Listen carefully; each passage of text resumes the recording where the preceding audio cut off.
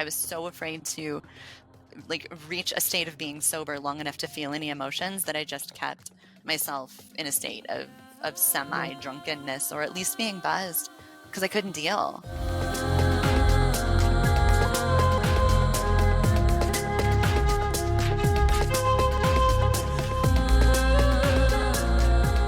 I'm still working on creating an intro for my thing because I Uh-huh. normally just get straight into it. I'm that person. I don't, this is the thing. I don't want to follow everybody else's steps or rules or whatever. I'd rather just do what feels natural to me. And to me, it feels natural to just be like, hello, nice No, to that's meet you straight perfect. up. I know nothing about you. Let's just get into it. I love it. I think that's fantastic. That keeps it super authentic, right? Yeah, yeah. Yeah, I don't come prepared. I had people that asked me, "Do I need to prepare anything?" And I'm like, "Not really. Bring yourself." I did have a lady that was very prepared, like even the way she looked, and she was stunning. She's stunning, by the way, and very well. And everything that she spoke about, like it sounded a bit like she done that many times. You know, she told the story of her life and things like that all the time. But yeah, I like it when it's more natural. Let's say. Yep, I understand. I completely agree. We do the same thing with our podcast guests. We Yeah. give them a little bit, but it's always very impromptu. It's perfect. I mean, you know nothing about what's gonna happen here, but it's nothing scary, so you're good. Perfect. Well, nice to meet you, and thank you for. I don't know how this happened. Was it Steve? He told us. He kind of got us together, didn't he? So this is gonna be Yeah. interesting. Like, I think we're gonna start there. We're gonna start with how do you know Steve, and let's start there, and then we'll go back maybe a few steps into into Perfect. your Yeah. life, your personal. Yeah, Yeah. perfect. No, I met Steve through the recovery community. So we Mm-hmm. are both recovering alcoholics, and we met on Zoom. We met in a Zoom meeting for people that are struggling with addiction. And so from there, we just became really close friends, and we really supported one another throughout the first year of sobriety. Mm-hmm. And then we were like, hey, we should start a podcast. So we started a podcast about sobriety to help support people who are recovering from alcohol addiction.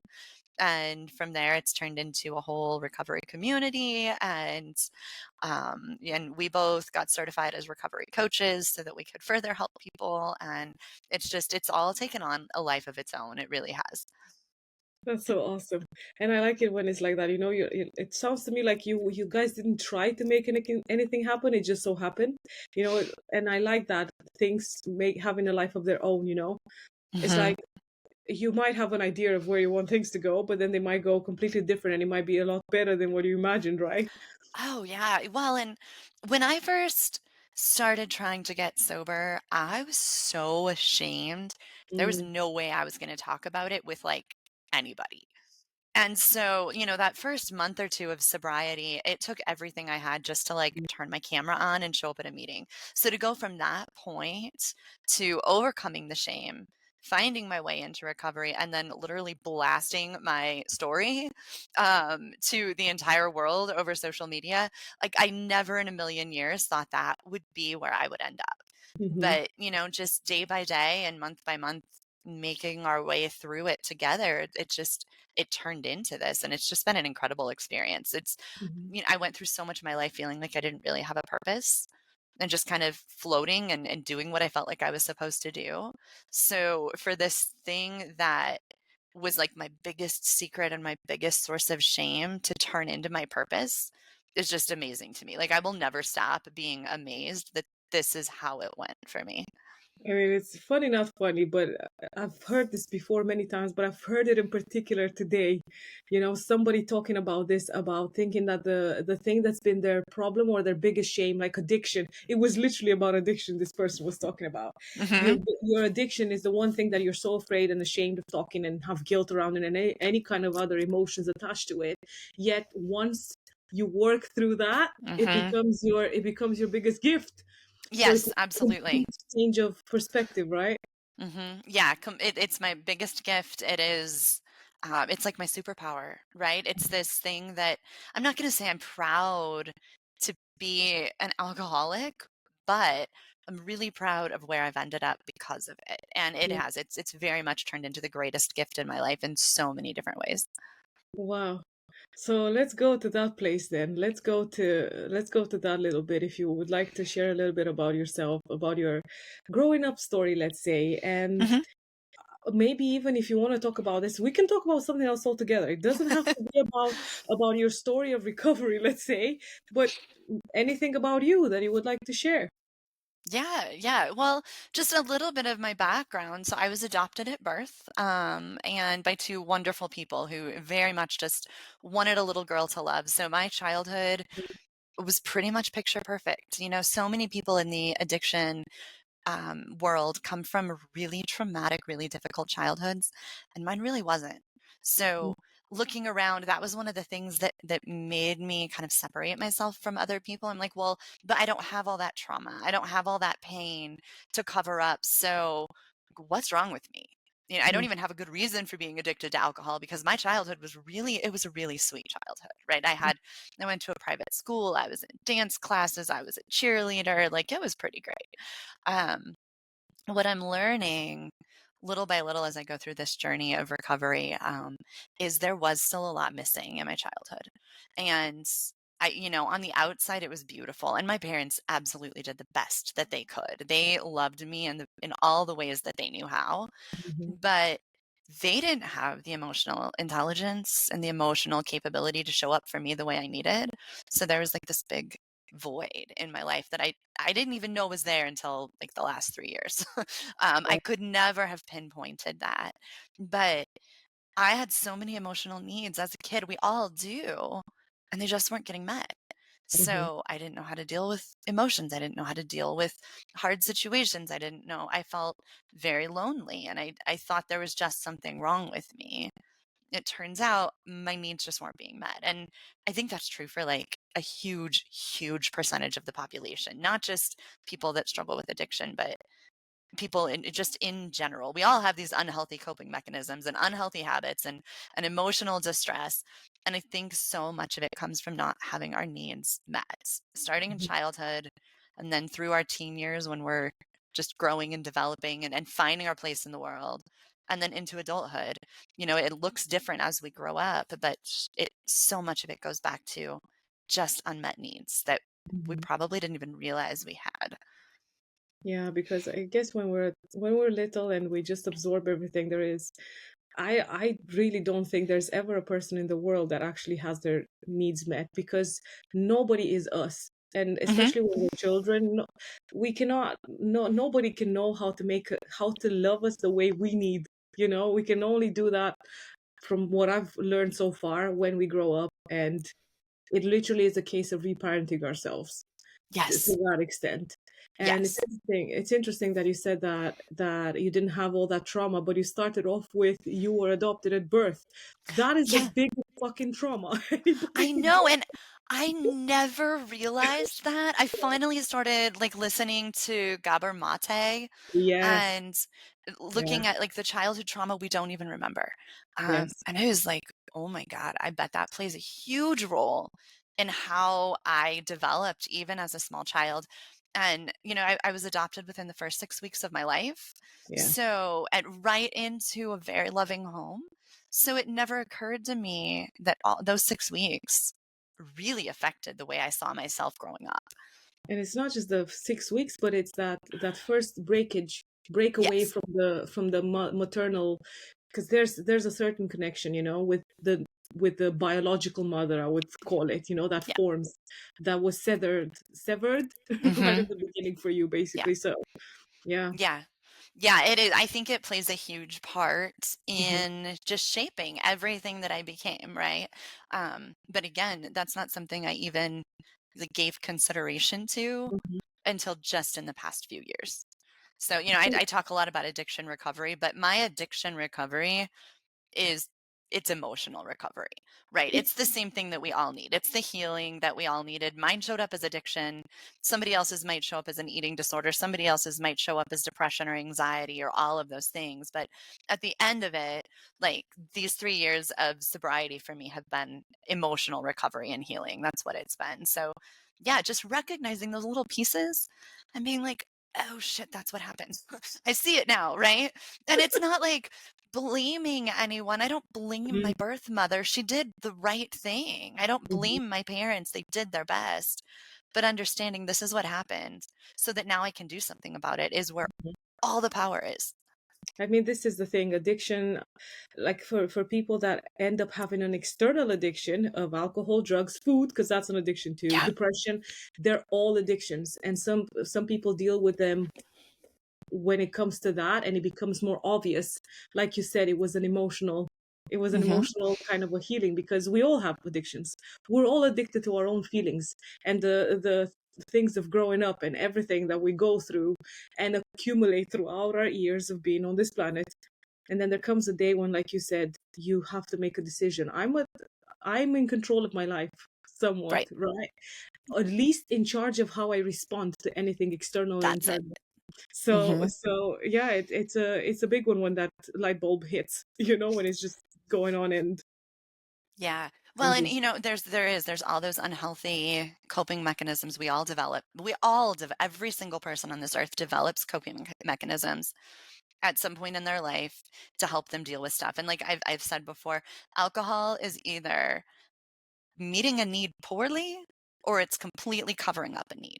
Those are mhm, the two things that it does. And that is true not just like for me it was alcohol, but for somebody else it might be food, for somebody else it might be sex, for somebody else it might be shopping or whatever it is. It might be cutting. There's so many different things that we do, but we're either meeting a need poorly or we're trying to cover up a need. Once you can get underneath it all and figure out what the need is, then you can start finding healthier ways to meet those needs and everything in your life changes. The way you see yourself, the way you see the world, it all just starts transforming. 100%. And I think sometimes I'm thinking that it's easier for people that go through the darkest shit to be able to get to the highest highs, right? Because Yes. it's like the ball being pulled back. I have a friend that has this saying quite a lot. The further you pull the ball back, the further the arrow goes. So it's the more you're in the poop, the more the higher you rise, basically. And I totally agree. Yeah. It's one of them. It's one of them. I love that saying. I don't think I've ever heard that, but that's so perfectly describes it. Yeah, Um, he's full of there's wisdom. He's so there's like there's this idea of enlightenment, right? And your ability to really like rise above just the status quo. Mhm. And the more suffering you've been through, the darker the place that you've been, the more you're able to rise above the status quo and gain a deeper, more meaningful understanding of yourself and of life and of other people and of purpose and all of it. Yeah, 100%. Hmm. So what started you? Why did you get into what started your addiction to alcohol, let's say? Hmm. Um, it was slow and it was insidious. It wasn't like instantaneous. And again, you'll hear people talk about, I took my first drink at 14 and that was it. I was addicted. And that's not been my story at all. Um, I didn't really start drinking heavily until I was maybe 30. And I'm 42 now, just to give you perspective. But like I was so lonely and I was so sad and I was all of the dark hard things throughout my teenage years. And then I had my first child at 20. So, and then I have two kids. So, and they're 4 years apart. So I went through like the first 10 years of motherhood trying so hard to be everything I thought I was supposed to be, never feeling like I was good enough, always feeling like I was failing on some level, and then striving even harder and beating myself up for it, and then wondering what was wrong with me. And it was just this ugly cycle of shame and perfectionism and depression and anxiety and just swirling around. Like if I look back at those 10 years, um, on the outside, it was the same as my childhood was. It looked beautiful and it looked perfect. Yeah. And we did all of the fun things and it looked like the perfect happy family. And inside was sheer turmoil. And I'm looking at my life and I'm like, why can't I just be happy? Why can't I just be grateful? What's wrong with me? And then I started drinking a little bit and it was just a little bit. But on those really hard days, I would drink a glass or two of wine and it would just kinda numb those feelings enough that I could just float through the rest of the night. right? Mm, And not be overwhelmed by all of the self-talk and the shame and all of that. And then over the course of the years, like a couple of glasses of wine at night turned into a bottle of wine at night. And then eventually it ramped up to the point where I was, drinking whiskey, and I'd have a whiskey bottle stashed in my bedroom closet, and I would take a couple shots before, I went down to start doing bedtime routine with my kids or whatever it was.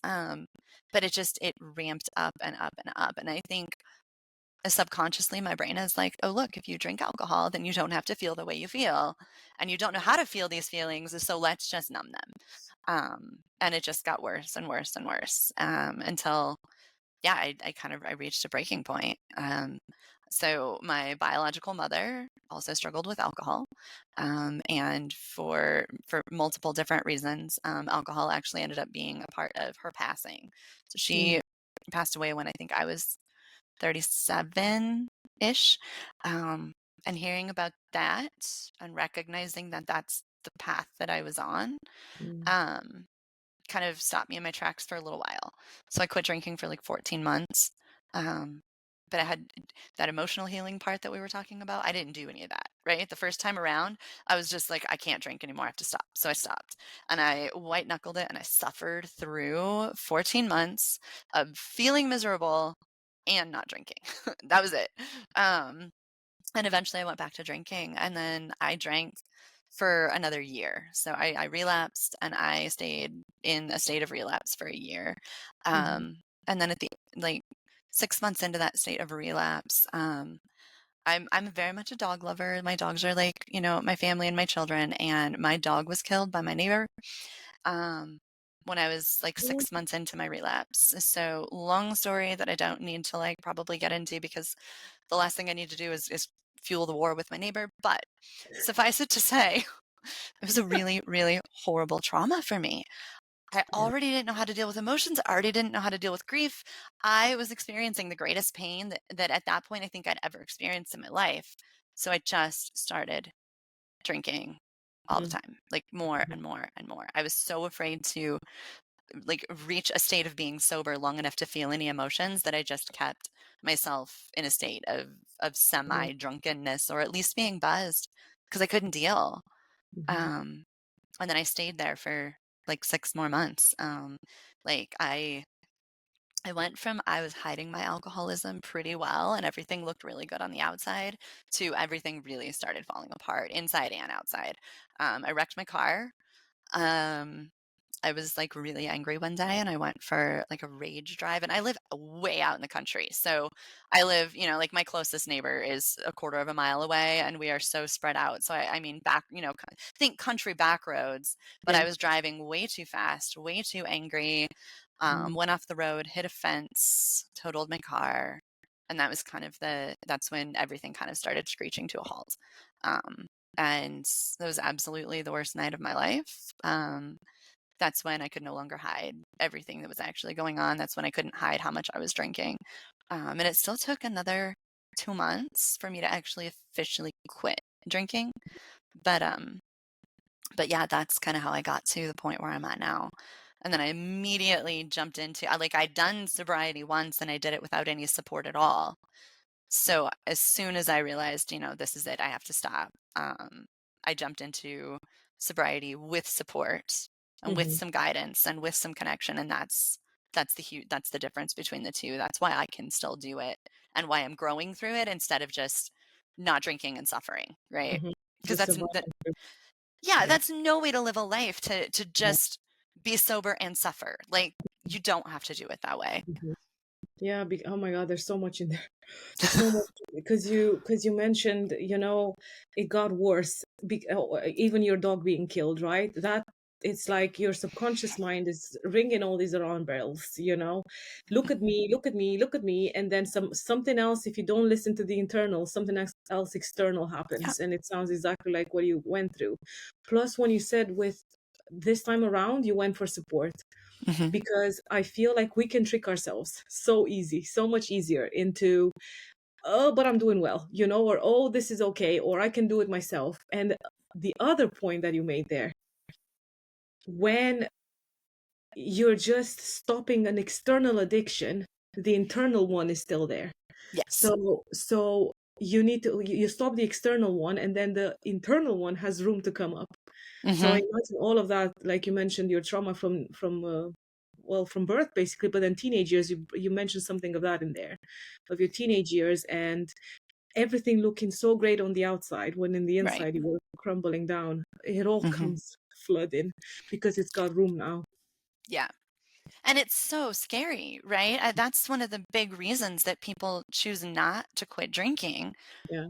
is because the idea of dealing with all that mess we've been ignoring for so long is overwhelming. Hmm. So little bit of a side note, side story for you. I'm a long distance hiker, right? So I hike 1 or 200 miles at a time. I go with a backpack and all my food, and I go out to the woods and I just walk for a few weeks. Um, Oh wow. and yeah, it's actually really good and healthy for me. It sounds crazy to a lot of people, but um, the very first time I did that, I was supposed to go hiking with a friend. We were going to hike 185 miles together. I'd never done a long distance hike before, so we prepared for months. And this was like a month after I wrecked my car that we were supposed to go do it. So I almost didn't even go because I was hurting so much.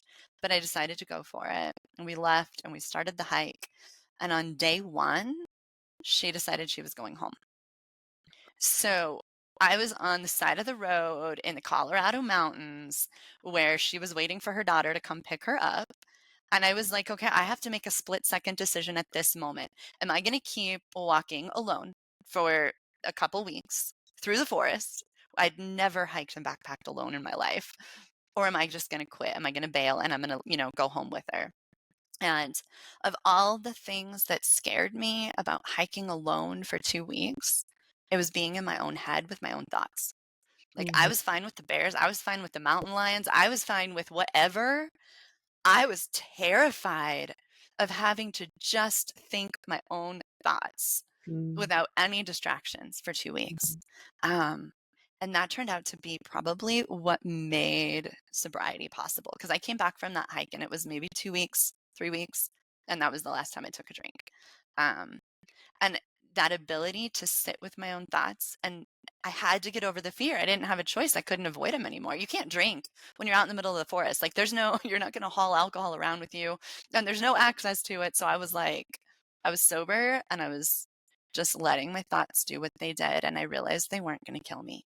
I was Mm. capable of just letting them exist in my space and I learned how to make friends with them. And there was so much power in doing that Mm. that made it possible for me to face the idea of sobriety. And yes, you can deal with your thoughts, and there are healthy ways to deal with them. So that kind of jump started probably my sobriety to just spend 2 weeks alone with all the things going through my head without any way to escape from them. I mean, that's like jumping at the deep end head first. Absolutely. What it sounds like. And I think it takes a lot of determination, a lot of strength as well, and Mhm. courage, to just be like, okay, this is what I'm doing. That's it. And wow, like what was it like when you got back, let's say? What strategies? Because you, of course, I don't think that you go back and all of a sudden you meet all these people and you start doing all these things. How did you come about all these? Like you said, you joined that group. Mhm. What else was it? What do you do like when you, let's say, have the thoughts? How did you work through that? Maybe even walking in the woods for those 2 weeks. How did you deal with that? What made you, I don't know, what supported you in all of that? Um, I think a huge part of it was just the sheer determination. In the very beginning of sobriety, for me, it was just sheer determination. There were a lot of other tools that I brought in Hmm. um, to help me get through it. But so I came back from that long hike and I spent another 3 weeks kind of experimenting with drinking again. Um, Immediately going to drinking too much. And then I realized I had to stop. So the first thing I did was just tell myself, I can do this for 30 days. Like, it doesn't matter what happens after 30 days, but for these 30 days, like by God, I'm going to get through them and I'm not going to drink anything. Hmm. Um, and then just taking away the option, I can't drink anymore. So I have to deal, right? That's why it worked in the woods because I couldn't drink. It was not an option. So I Hmm. had to deal. Um, And that's kind of what the first month of sobriety was for me. It was like, I'm going to commit to 30 days. And on day 31 in the morning, had to be in the morning because by evening I was ready to drink a lot of times. So on day 31 in the morning, I was going to decide whether I'd do another 30 days or not. Wow. Um, and so in the meantime, and Steve probably talked about this when he sat down with you, but I belonged to an app. It's a free app. It's called I Am Sober. Um, and it started like at first I downloaded it because I wanted a day counter. I wanted something to tell me every morning, look, you made it to day 3, you made it to day 5, whatever. But there's actually a community there in that app also where Mm, people just talk about what they're experiencing. So I leaned really heavily on that app and on that community. And then through the people in that community, I found Zoom meetings where, like, it's not AA. AA was like, it never felt like it resonated with me. It was just people talking about what they were going through and how they were mhm, learning from it and supporting each other while they went through it. Um, and that was where the magic was for me. So, I committed to those 30 days and then I'm like, what do I need to do for 30 days to actually get this done? And leaning on the people in that community was a tremendous part of that for me. mhm. It I was totally. finally showing up and being like, I really do have a problem and I really do need help. And I don't know how to do this by myself. And that is the hardest thing to say. When you're the Mhm. kind of person who is totally independent and capable of anything, and like you thrive in that identity, to show up and be like, I actually need help. I can't do this is so hard. That's the biggest thing, and the impact of the community is so huge. It's so Mhm. huge because just like you said, we're all so used to doing things on our own, and we can do it, and we can manage, and whatever. There's always a time when we reach in life when we need to ask for help, and that Yeah. is the hardest thing. Mhm. And according to a meme, one of the hardest things to say, I need help, besides Yeah. Worcestershire sauce. Yes, I've seen that one. Not the one. I love that. But yeah, wowzer. So how long ago was that? When did you go through that first month, first 30 days? So I quit drinking on September 12th of 2021. So it's been just over 3 years ago. Wowzer. Yeah. How's that been? How have these 3 years been? What's happened in those 3 years? Because I'm imagining a lot of magical things. Yeah, it's been magical. It's also been really hard. Yeah, So I'm not yeah, gonna like pretend that it's all, sparkles and fairy dust because it's of not. course. But yeah, I am a completely different person now Mm, than I was 3 years ago in ways I never could have even imagined. So, like, I tell people, I wish that I could just hand you a photo album of what your life could look like even after 1 year of sobriety, because you can't even picture how much better you're gonna feel and how much different your life is gonna look. Like, mm, it's just beyond anything you can imagine. I lived with so much self-loathing, self-hatred, shame, not like I couldn't even stand to be with myself. I had no self-worth. I felt like I was always hustling to get friends or to make people like me or just to get approval so I would feel a little bit better about who I was.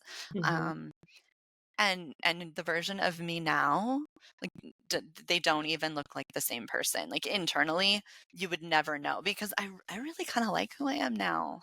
mhm, Um, I really enjoy being me for all of my flaws and imperfections and my strengths and all of it. My self-worth is so much stronger now than it was back then. mhm. That's impressive. And I love that. It's so interesting because I feel like I don't know why alcohol keeps showing up in my life, whether in people around me or in people that I have on my podcast, or I don't drink Okay. or barely ever. Like last time I drank was on my birthday this year, which was the 3rd of February. So and even before that, it's just like so random and so rare. But I decided after my birthday, I'd rather just not do it altogether. And I think Mhm. it literally is a personal choice, and it goes hand in hand with a lot of my spiritual beliefs, in all fairness. Yeah. And I know that I think there's a little bit of judgment around it somehow. And because I've noticed there's many times when things show up And like I said to you, when there's something internal that you're not dealing with, it's going to show up externally of you in other people and the things that you judge and things like that. I live in this house, I'm sharing a house with somebody, right? And the other guy that lives in here has an issue with it, and he's literally decided a few days ago to stop drinking. Oh, wow. Which is like, in my head is like, this is crazy. But I know this for me, and I've noticed like the things that he would do and how I would feel. And I'm like, this is just like the relationship that my mom and dad had, because my dad used to get drunk and he would do shit. And then my mom would have to clean up after him and do all these things. And it just felt like I was reliving my mom's and dad's relationship, even though this is not my partner, by the way, it's just another person that lives in this house. Sure. And it brought up that feeling inside of me. It's something that I needed to look at. And every time I have to remind myself, I am not my mom. He is not Yeah. my dad. I am not reliving my parents' relationship. This is something completely different. And it's that idea of don't eat at it. Something Hmm. shows up, you have a little bit of a trigger, maybe a bigger of a trigger. I don't need to give it energy. And Hmm. I heard this not so long ago. I mean, I've heard this a long time ago of when a trigger shows up, don't feed it. But this time around I heard it, when a trigger shows up, starve it. That's how you Oh, stop a pattern. And I don't know why. It's the same thing. Don't feed it or starve it. It's the same thing, sort of, right? right. But I don't know. Until I heard the starving part, I was like, "Oh my god, why does this make a lot more sense?" So to me, to bring this all back together, I keep thinking, what is this alcohol thing that keeps showing up in my life? I know it is because I probably have a little bit of judgment towards the people that do drink, Hmm. you know, and I'm open about it. It's not like because I see it, I think there's still that little part inside of me, that little child inside of me that's still thinking it's a bad thing. It does bad. I've seen what it done to my grandfather that was on my Right. mom's side because he was an alcoholic and it ended up killing him from an accident that he had. So he was drunk and fell and Hmm. fucked up his hip and all that happened. So I saw that. Plus, all my uncles were alcoholics. Like it's been in my family generationally, right? Right. And I think I was, sometimes when you live through something, you either do exactly the same thing or you take the exactly opposite end of the stick. Yep. So I feel like I've kind of gone to the opposite end of the stick right now. Of I know what it's doing to people. I know how bad it can affect them. And I feel like with the people that are closest to me, when I see them drinking, it brings up that you're gonna become another person, and the love Mm. that I receive from you is not gonna be there anymore. Because Yeah. that's what the whole. This is by the way, this is all that I've gone through trying to process. What the heck is this? Hmm. Why am I feeling this way? When it comes to all of this. So all in all, it's slowly easing off because I've noticed I don't have that much of a thing with it anymore. You know? Probably just talking about it Yeah, and having these yeah. conversations helps to like it to me Diffuse it it. almost sounds like a fear, right? You've had Yeah, so many bad experiences that it's scary every time you run into somebody who's drinking because you know how bad it can get. yeah. And so it sounds like the more you talk about it, the more the fear gets relieved. Hmm. And then you Yeah, can kind of see what's underneath all of that. exactly. And I feel like Mhm. that's what a lot of external addictions do to people. You cover up so much of what's internal Mhm. because it's too hard to deal with, or you don't know how to deal with it. Many times we have no clue. I mean, I remember Steve saying that he didn't even know there's a full range of emotions that exist in the world. Yeah. It's not just love and hate, let's say, or fear. There's like joy and there's happiness and there's whatever else. It's an Yep. array of emotions that we don't know how we. And I know this personally for me. When I was growing up, I always had the "shut up or I'll give you something to cry about" thing, Oh, yeah. or or I don't know, this whole not having my emotions validated of, oh, you're upset, I can see you're upset, let's say, or I can see this is happening, let's do something about it. I don't know. It was just like, shut up. Oh wow, I said, oh my god, I said shut up and you just went away. Oh How funny. my god, that's so funny. No, right here it says new recording track created. I don't know why That's it fine. says that on my screen. That's fine because you cut off really abruptly. You went away, and then it Oh, just how started funny. recording, and it said there's gonna be another. That is so weird. Oh, that is funny. There's Let me there must try. have been there must have been a lot of energy around it for that to happen. Because when I said shut up and I went like this, your screen just went. Oh, that's funny. No, and it, like, it changed to a different camera too, I'm not really Yeah, sure what's yes. going on. I don't Wow, know. your camera overheated or something. That is crazy. Oh, that's crazy.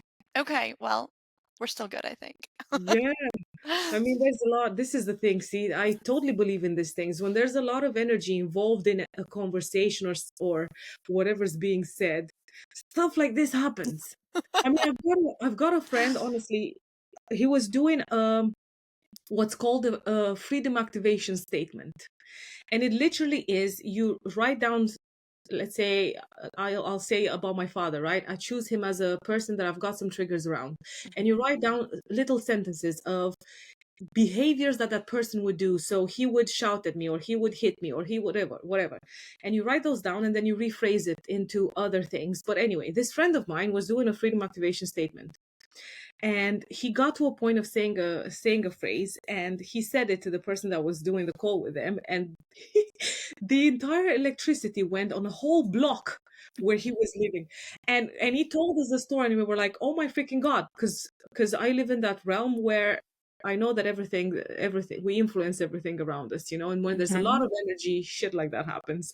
And it was just crazy when he told us the whole electricity went on the whole block when he was sharing that, because it's so charged and it's Mhm. in our bodies, and when it comes up, it overflows and it overtakes everything. Yeah, absolutely. No, I Oh completely no. agree. I don't know where the heck I was going with that, but I feel like this is what happens, when, let's say, addictions, alcohol, weed, smoking, whatever, pain medication, because a lot of people are Mhm, using those too.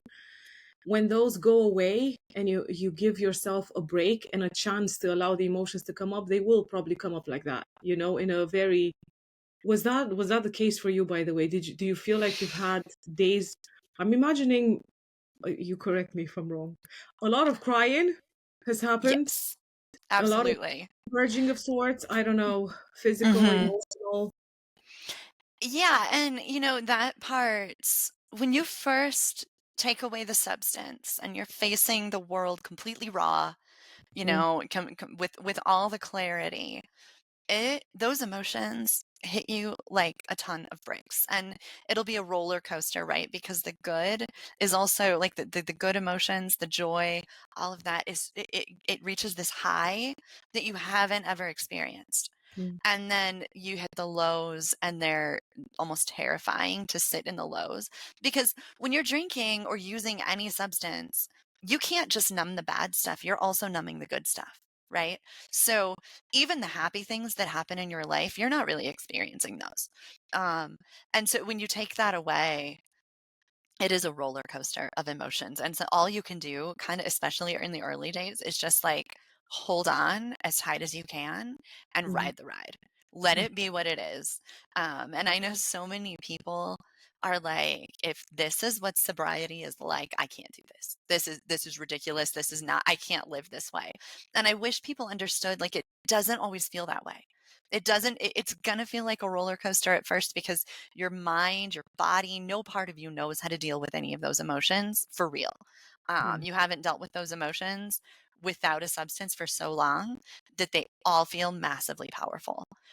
But just the time between you and your last drink, the longer and the longer and the longer you go, the more those emotions start evening out and become something that doesn't always feel overwhelming. You can feel the good, you can feel the bad, and they just start to feel more steady. And so many people don't give sobriety enough time to realize that that's what happens, because that doesn't happen in the first few weeks. That doesn't even happen in the first few months, right? It's just like those first few months, you are literally just like you got to be like, okay, I'm just going to sit through this. This is going to be really uncomfortable. I don't know how to do it. And you just have to decide you're going to make it, because on the other side of that, it just evens out. And of course, there's work you can do, there's tools you can do and or use and all of that. But a big part of it is just getting the alcohol out of your system and experiencing life without alcohol. And it just gets easier the longer you do it. mhm. But it takes belief that that's actually going to happen, and a willingness to just be uncomfortable for a Yeah. good chunk of time before you get to that point. Yeah, I really feel like it's a 1 second at a time thing. That Yes, absolutely. especially when it's like very flared up in your system. Hmm. Whatever emotion is coming up, and you just want to go. And like you said, it doesn't, some people don't last because it's too hard to deal with. And they just want to go Yeah. back to not feeling anything, or at least feeling some level of numbness. Hmm. So, okay, this is a complete change of somehow, somehow, but not. Where has that taken you? Like, what is it that you do now? What is it that I do now? Do you mean like what do I do with my time and stuff like that? Let's go to Or that. Yeah, what do you do with your time? But because I know this has partly become something that you work with Mhm. actively with other people, or that's Yeah, from that perspective too. But sure. also share what you do with your time. No, You want to work yes. for fun, you know? Oh, yeah. So first, yeah, so I'm a recovery coach now. I help other people get from the point that I used to be at to hopefully the point that I'm at now over the course of time. And um, it I very much went into sobriety with no roadmap of any kind. It was trial and error. Every single day, it was trial and error. What worked, what didn't work, trying to hold on to the things that did work, trying to figure out what to do with them. And then, listening to this or that, reading books, listening to podcasts and all of that. And I had no idea what was going to work and what wasn't. And so it was a major struggle for me Mhm, for a good long while. So as a recovery coach, kind of what I've done is taken all of the little pieces that are working and that did work and that really did support me in this journey and kind of put it together into kind of a roadmap for other people to use. And I work specifically with women who are, between the ages of say 30 and 60 approximately, the people who deal with a lot of shame and mhm, perfectionism and people pleasing and all of those things where we're trying to gain our worth from outside of ourselves. And I help those women find worth from within, which feels when you're just starting out, that feels like an impossible feat to get mhm, to the point where you feel like you have worth and value just for existing. Now, remember the first time a therapist said to me, and I was quite a lot younger. It must have been like in my early 30s, and she told me, you don't have to prove your worth. You don't have to earn value. You don't have to do anything. You have worth just for existing. And I remember hearing those words and I ran those words through my head over and over for years. And like the words in my head made sense, but in my heart, I couldn't hold on to it. I mm, couldn't actually believe it. And to get to the point where what was in my head and what was in my heart actually connected was an incredible moment for me. mm, That was where I finally just believed I don't have to do anything. I don't have to hustle to have worth and value as a person. And when you can stop hustling, you free up so much energy for doing really meaningful, positive things with your life that influence other people and help other people, but also support you and create that meaning because we all need that meaning and that feeling of purpose. So when you can stop hustling just for people to say, "Hey, you did good. Hey, you're such a good mom. Wow, you're so good at this job." Whatever it is, you can let go of that need and you just have it inside, then you can really start thriving in your life. And so that's what I do is help women get to the point where they can let go of the alcohol, stop numbing the emotions, and then let go of all the hustling and all of the negative self-talk and all of the shame so they can really live a life of that feels fulfilling to them. I mhm. always say create a life so full, there's no space left for alcohol. That doesn't just mean stay busy.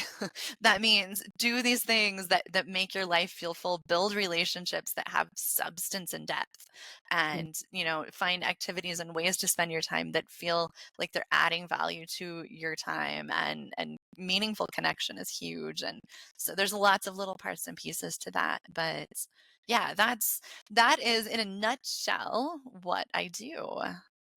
Oh man, I mean, the part that you said about filling it up, that doesn't mean being busy, all the time, because that's another strategy to cover up, Mhm. And you talking about worthiness, it's so crazy because I feel like this is a big deal for, if not every person in the world, at least 90%, Yeah, of the absolutely. people in the world, of feeling like if I don't have this or if I don't have that, I don't have any worth. Mhm. And wow, it's such a process to actually feel what you said, of I understand it here, but I don't feel it here. Right. and to integrate that and to be able to accept that I don't need to be the perfect mom, and do all that. And especially, I'm going to say, I think it's extra challenging for women somehow. Yeah. I totally believe that there's an extra layer, not to dismiss anything that men go through, because they've got all the other side of, I gotta provide and I gotta look after my family and and if I don't do that, I'm not worthy that way, Hmm. So there's the other perspective. I'm not putting any of that down, but I feel like as women, somehow we take on all of it, Right. especially if you have a family, you have a husband, you have children, you have animals, pets, I don't know, and Hmm. we all feel like we have to take care of everybody, and then getting to the point of actually just by being here. And it's so funny because I've only really actually integrated that recently too. I never even heard it or knew about it, of just by being here is good enough, Yeah. basically. I'm worthy, whatever. What even Where does this even come from, like, I'm not worthy, like, where does that come from? That I'm not worthy is shame. That is Yeah. shame literally is what causes that belief in yourself. I think Hmm. the other thing that I had to realize was that no human on this earth has any more or less value than any other. It Hmm. doesn't matter what you do. It doesn't matter what your job is, how well you meet expectations, how perfect you look on the outside. That does not make you any more valuable than anybody else. Yeah. And I think for me, there was some, that belief that was built up through all the messaging I got as a kid and from the world, from my parents, from my teachers, from everybody, that I had to hustle to make sure that I was worthy of Okay. love and of affirmation and of acceptance and all of those things. Mm. Um, and just for being alive and for breathing and for existing, you have a value. And nobody has any more or less value than you do. Mhm. And that's a freeing way to live. Like you become so much freer when you can exist in that place and really believe it. You don't feel so trapped by all the expectations and all of the negative self talk and all of that. It just lets you live so much more freely. Mhm. It's got to be a long process, though. Absolutely. And I mean, there's still days I doubt it, right? It's Yes. not perfect. You don't ever arrive. And then you're like, I am healed. Yeah. You think you get there, and then something else in life happens, and you're like, oh, no, I still have some things to work on. Like, I think. and I don't think that stops. I know people who have been sober and doing recovery work for 40 years, and Mm. stuff still comes up, and they're like, oh, okay, there's some more work that I need to do. And I think that goes generally for everybody that's on a healing journey of every sort. Yes. There's always something else, but how do I respond to it when it comes up? Hmm. Instead of reacting in the old fashion and chomping at it and and giving it more energy, can I just respond differently? Like, take a pause and maybe decide to do something else. And Yeah. that helps a lot. That helps a lot. Yeah, one of the things that I've kind of learned along the way too is a good portion of recovery is getting to the point where your natural emotional response is a healthy one. Mm. So we kind of rewrite our emotional responses as we continue through this path and as we do this healing. And so at one point, you might experience something and it's a massive trigger and you explode with whatever emotion that is. And a few years later, that exact same thing might happen or something really similar and you realize, some emotions bubble up in you, but your overall response is so much healthier because you've done so much work to get you to that point. And I think the longer we do this work and the more we just practice, life happens and we practice it, the more naturally healthy our responses become to the things that happen in life. 100%. 100%. And again, see, because talking of addictions and everything, I recognized at a certain point in my life that I was becoming my parents, whether one or the other, because I think this is what we all do. We just pick up on patterns. Mhm. And then I was behaving towards my kids as my parents were behaving towards me. And I'm like, oh my God. And I didn't know what to do with it. Like, I started becoming aware of what I was doing and what was happening. And I was like, well, what do I do now? What do I do with it? And of course, when you're ready, when the student is ready, the teacher appears, right? So Yes. so I had people that came into my life and learned the pause. The Hmm. pause, the pause is so big, is so big, because that's what supports that change. And the time, the recovery time of, oh, there's a trigger, I'm stopping here. I'm not gonna bite on it. I'm just gonna do something different. Maybe Mhm. even take myself away from the situation for a little bit and chill out for for a while, and then go back to it, and I'll have completely different energy. But it takes it takes a lot of awareness and a lot of energy and a lot of determination to actually want to change and to do something different. And also the power of not being at it at all alone. Mhm. It's not like other people can do anything for you. They cannot change you or your life or whatever you're working through. But having somebody there, knowing there's somebody there to at least listen, even when Mhm. there's a lot of stuff coming out of your mouth that's not true, but sometimes you just need to let it out, because it just releases that valve of whatever steam is being built up in there. Yeah, I feel there's a lot of value into that, and just knowing that we're not alone, and it makes the path a bit easier.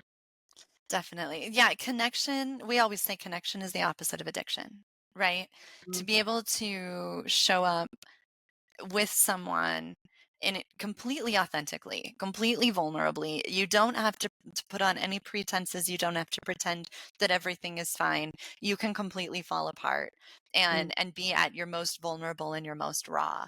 And to have someone in your life that can meet you there and just love you and just accept you and have so much empathy and compassion, that helps you get through those hard times, right? That gives you a little bit of strength to keep pushing through and then to keep moving forward. When you don't have that and you have the deep loneliness that so many of us experience, you just get stuck in those emotions and they get so heavy and they weigh on you so much.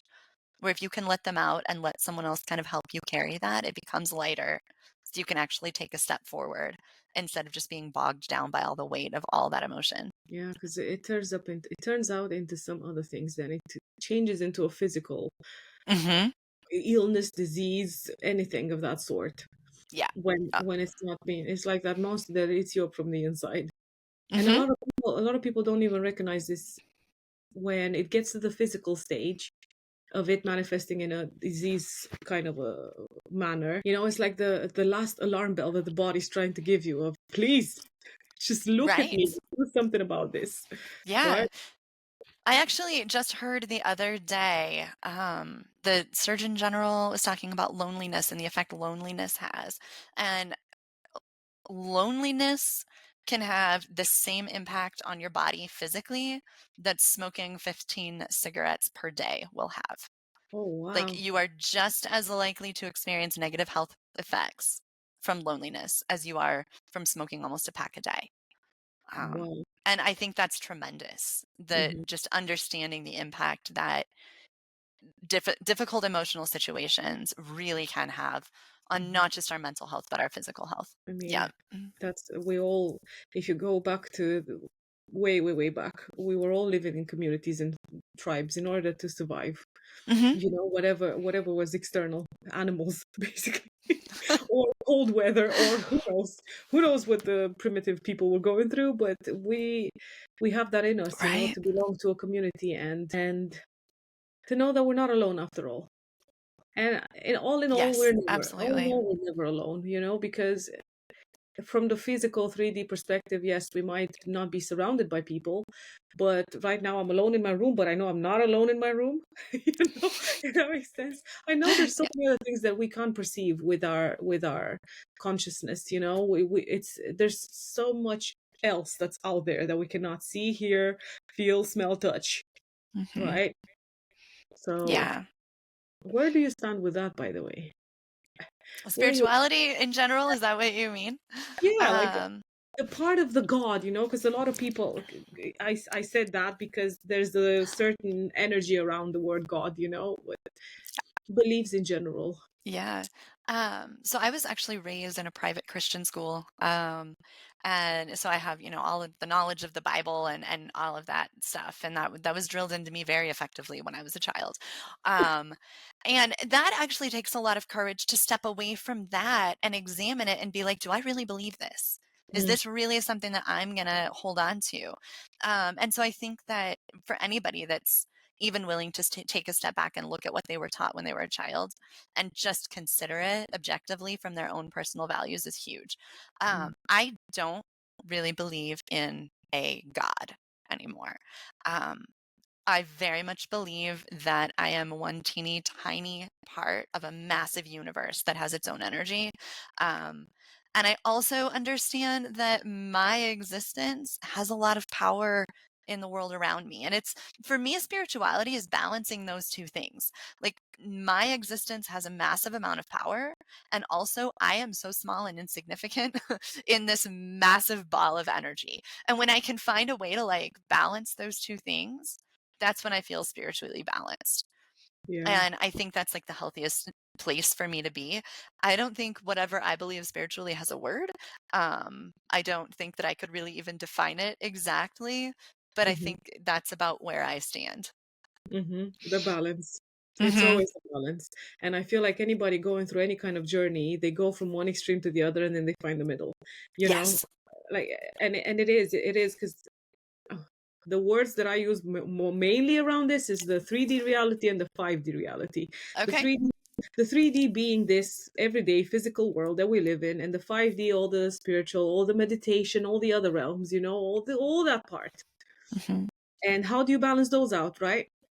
Because for a lot of people, let's say going through spiritual awakening, I find they go through the stages of realizing that they've lived in this sort of bubble, or with a mask, with a veil in front of their face all this life, and then, oh my god, there's something else out there.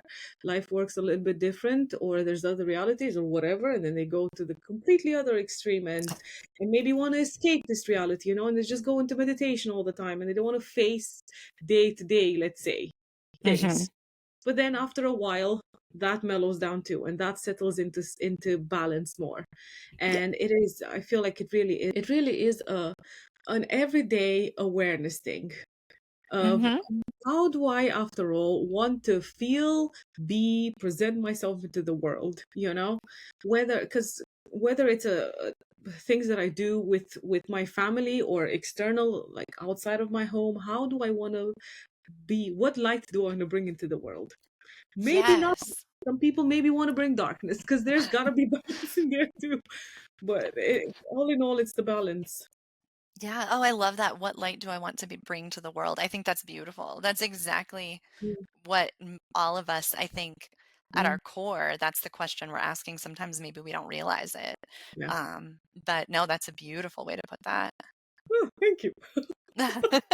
Yes, good for you. Pat myself on my back. 'Cause it's so interesting, because every time I record something like this, every time I speak, yes, besides the podcast that I'm doing, I've got a part that I'm just talking to myself, like a monologue that's still on my YouTube.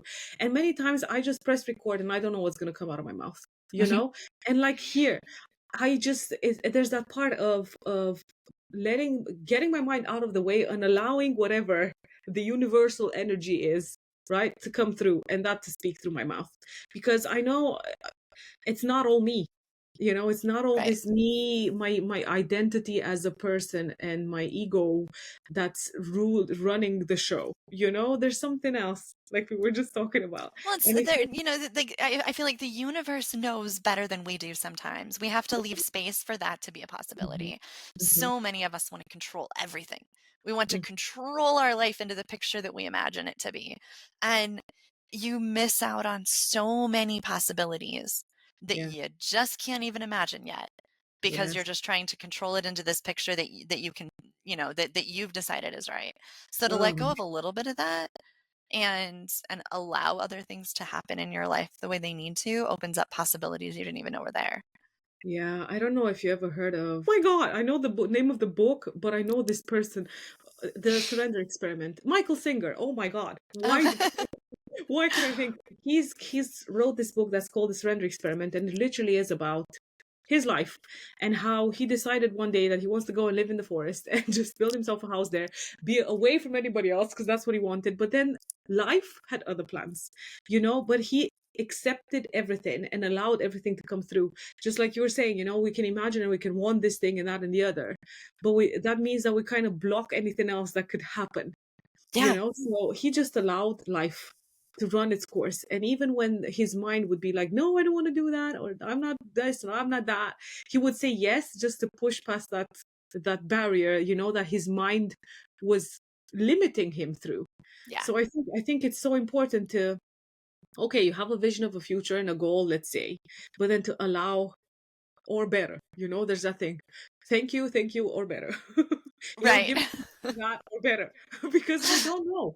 We don't Yeah. know what we don't know. We don't know what else is out there and Yeah. what else That is. is, and it's that belief right there that you don't know what else is out there. That's what I try to explain to people Mm, when they're thinking about quitting drinking mm, is you have no idea what's out there and yeah, what this can turn into for you. Because when you first think about quitting alcohol, all you think about is I'm going to be bored and lonely and I'm going to be uncomfortable and everything's going to suck, and you create this picture in your head of what it's going to be like, and there's no way for you to know what's on the other side. yeah, You just have to decide you're going to get there, yeah, and you have to really believe in your heart that it's going to be worth it. yeah. Like we don't know what we're when we're letting go of that part of us, we don't know what we're gonna become. And I think that's what's scary for a lot of people. Because Absolutely. who am I without that part? Who am I Hmm. without the alcohol in my life, right? I'm somebody else altogether new that I don't know who it is, and the unknown is scary. Yes, it is terrifying. Yeah. Oh God. Yeah. I'm ever so sorry. I am so full of it. You're I'm fine. so full of it. Oh my God. I haven't had one of these in forever, and now it's just hitting me real hard. Anyway, Oh. oh my God. So I'm thinking now, because you mentioned you work with people, and the work that you do. Where can people find you if they Mhm. want to reach out and find out more? Yeah, so I belong to Through the Glass Recovery, myself and Steve. That's the name of the podcast that we started. That's turned into a community and a coaching business. So throughtheglassrecovery.com has all of the information for everything we offer. We have the podcast, which I think we've got almost 115 episodes now, Wow. of all different topics that people might deal with when they're getting sober. We also host free meetings on Monday nights, so people can show up on Zoom and just hang out with other people that are on a similar journey and feel supported.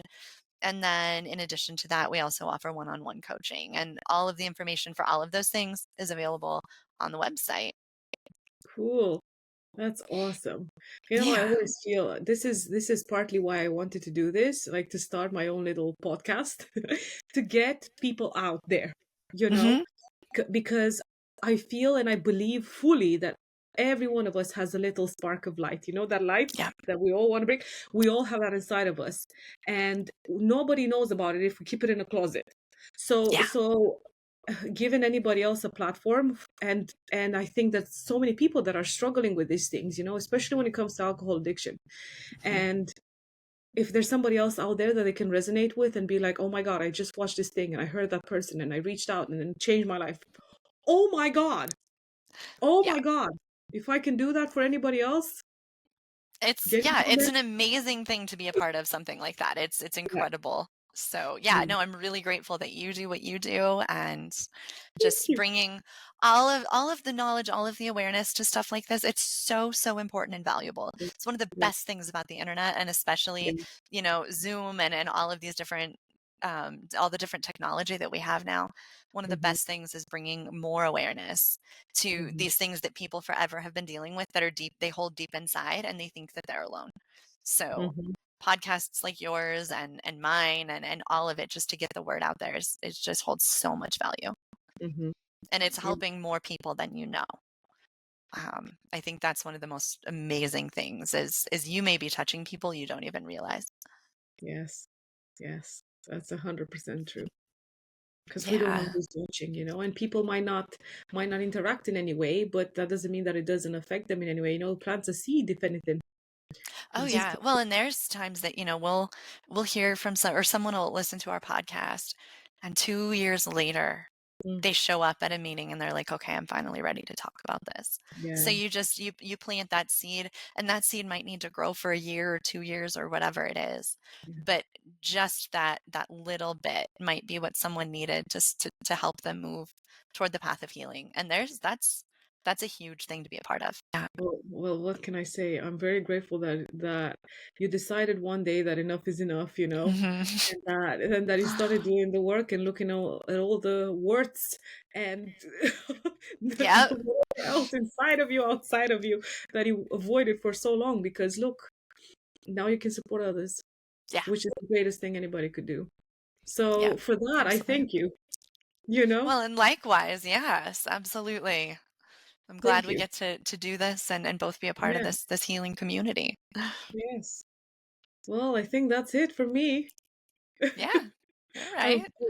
Thank you very much for accepting my invitation. Well, for reaching out first and then all that stuff that happened, and for being here and for doing everything that you do into the world.